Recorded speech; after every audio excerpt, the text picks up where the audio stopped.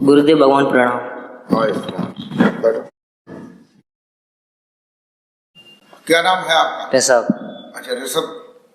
ऋषभ कुमार है कि ऋषभ देव है, क्या है? ऋषभ कुमार। अच्छा, ऋषभ कुमार। कहाँ से आए हो? धुमरी से। अच्छा, धुमरी से। ये कौन सी जिले में पड़ती है? एटा जिले में पड़ती है। अच्छा, एटा। बताइए कैसे आए हो? गुरुजी कुछ शंखाएं लेके आए हैं। अच्छा, शंखाएं हैं। बताइए क्या शंका है?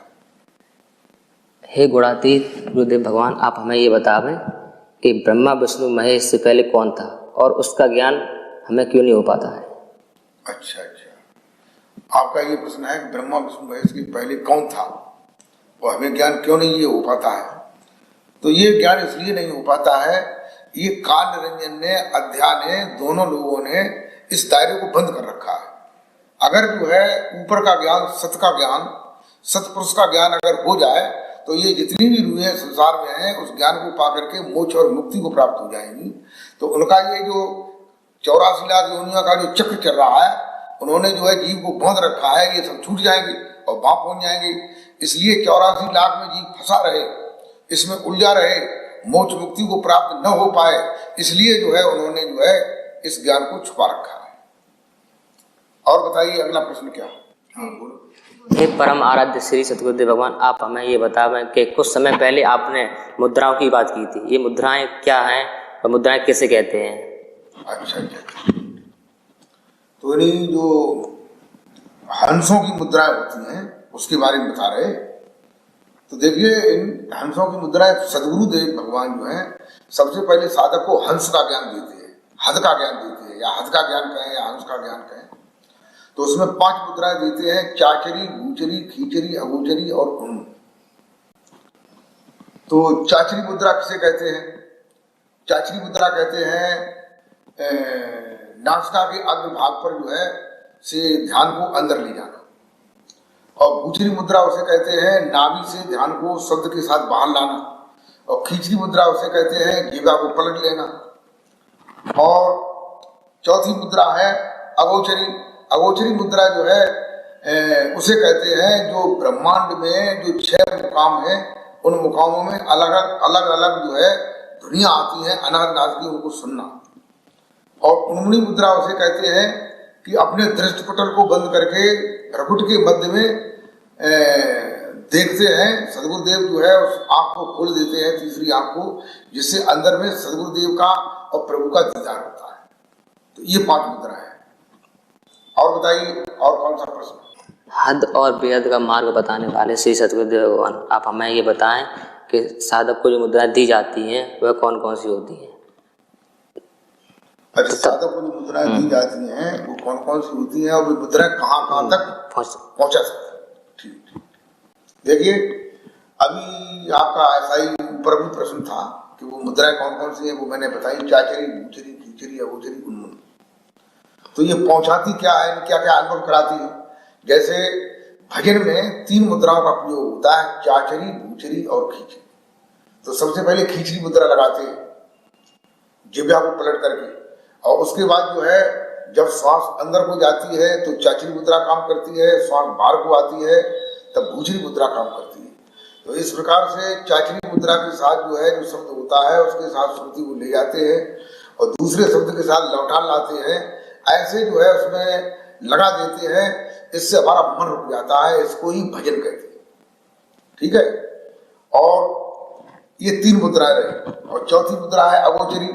अगोचरी मुद्रा में जो है बाहर की आवाज को बंद करके अंदर में जो ब्रह्मांडी जो मुकाम है, जिन्हें कहते हैं आज्ञा चक्र, सहस्रदल, कमल, त्रिपुटी, दशम द्वार, भंवर, उपास, सचखंड, इन मुकामों पर अलग अलग जो है अनाहत नाद की दुनिया होती है। और इन ध्वनियों को सुनने से साधक जो है तरह तरह की सिद्धियों को प्राप्त करता है। तो ये जो है सिद्धियों तक पहुंचा देती है ये अगोचरी मुद्रा। और उन्मुनी मुद्रा जो है बाह्य पटलों को, बाहर के दृश्यों को बाहर छोड़ करके और अंतर में हम सदगुरुदेव भगवान का ध्यान करते हैं।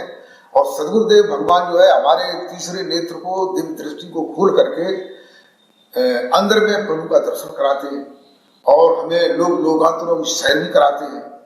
तो ये मुद्रा जो है, उन्मुनी मुद्रा जो है, हमें दर्शनों की ओर ले जाती है, प्रभु के दर्शनों को कराती है, प्रभु के यहाँ लोक में ले जाती है। तो ऐसी ये मुद्राओं का अलग अलग प्रभाव है। और बताइए और क्या प्रश्न है? हे भक्त वत्सल श्री गुरुदेव भगवान, आप हमें बताएं शास्त्रों में जो 5 कोशों के बारे में बताया जाता है वो क्या है? अच्छा, ठीक। तो आपका ये प्रश्न है, जो शास्त्रों में 5 कोश बताए जाते हैं, वे कौन कौन से कोश होते हैं, क्या होते हैं? देखिए, शास्त्रों में जैसे 4 वेदों, 9 उपनिषदों में, 6 शास्त्रों में जो है 5 कोश बताए जाते हैं। अन्नमय कोश, प्राणमय कोश, मनोमय कोश, ज्ञानमय कोश और आनंदमय कोश। तो ये 5 कोश होते हैं, इनका जो है शास्त्रों में उल्लेख है। हे हृदम्बरा गुरुदेव भगवान, आप हमें ये बतावें कि 5 कोशों को कैसे पार किया जा सकता है और उससे क्या प्राप्त होता है? अच्छा, 5 कोशों को कैसे प्राप्त किया जा सकता है और उससे क्या प्राप्त होता है? देखिए, अभी मैंने 5 कोशों के बारे में बताया था कि पहला कोश अन्नमय कोश होता है, दूसरा प्राणमय कोश होता है, तीसरा जो है मनोमय कोश होता है, चौथा ज्ञानमय कोश होता है और 5वां आनंदमय कोश होता है। तो देखिए, पहले कोश को पार करने के लिए आप लोगों ने देखा होगा, साधक लोग जो है गांव में व्रत रहते हैं, यानी अन्नमय कोश है ना, तो अन्न को नहीं खाते हैं, फलों को खाते हैं, दूध पीते हैं, उससे अपनी ये क्षमता देखते हैं कि हम बिना अन्न खाए जो है कितने टाइम तक रह सकते हैं। क्योंकि जब तुम साधना करोगे, जब आपको परमात्मा की प्राप्ति करने के लिए जो है आगे आना पड़ेगा, तो आपको खाना पीना भी छोड़ना पड़ेगा जब पूर्ण प्राप्ति के लिए। वैसे तो कोई बात नहीं, तो अन्नमय कोश को प्राप्त करने के लिए मनुष्य जो है वो अन्न को छोड़ता है, व्रत रहता है। और फिर जो है अन्न को छोड़ने के बाद, क्योंकि अन्न भी होता है उसमें गर्मी होती है, खाते हैं तो आलस आता है, नींद आती है, तो अन्न को छोड़ करके फिर हम उस मालिक के नाम का स्मरण करते हैं और स्मरण करके जो है अन्नमय कोश को पार हो जाते हैं। और दूसरा कोश जो प्राणमय कोश है, प्राणमय कोश जो है शरीर के अंदर जो प्राण है, 10 प्राण है, प्राण, अपान, उदान, बयान, समान, नाम, पूर्व, कृकल, देवदत्त, धनुंजय। इनको पार करने के लिए हमें जो मुख्य प्राण है, जो प्राणायाम है, श्वास को अंदर ले जाना, श्वास को बाहर लाना और श्वास को अंदर भर करके श्वास को रोकना, उद्यान बंद लगाना, और श्वास को बाहर फेंक करके मूल बंद लगाना, यानी श्वास को रोकना, जिन्हें कहते हैं पूरक, कुंभक और रेचक। इस प्रकार से जो है इस प्राणमय कोश को साधक पार हो जाता है। उसके बाद जो है जो मनोमय कोश है, मनोमय कोश के लिए जो है साधक जो है प्राणों के अंदर, श्वास के अंदर जो शब्द हो रहा है, उस शब्द में अपनी श्रुति को जोड़ता है और जोड़ करके धीरे धीरे अभ्यास करता है, तो मन पर काबू कर लेता है, मन रुक जाता है, फिर मन भागना बंद हो जाता है। तो ऐसे जो है ये कोश भी पार कर लेता है।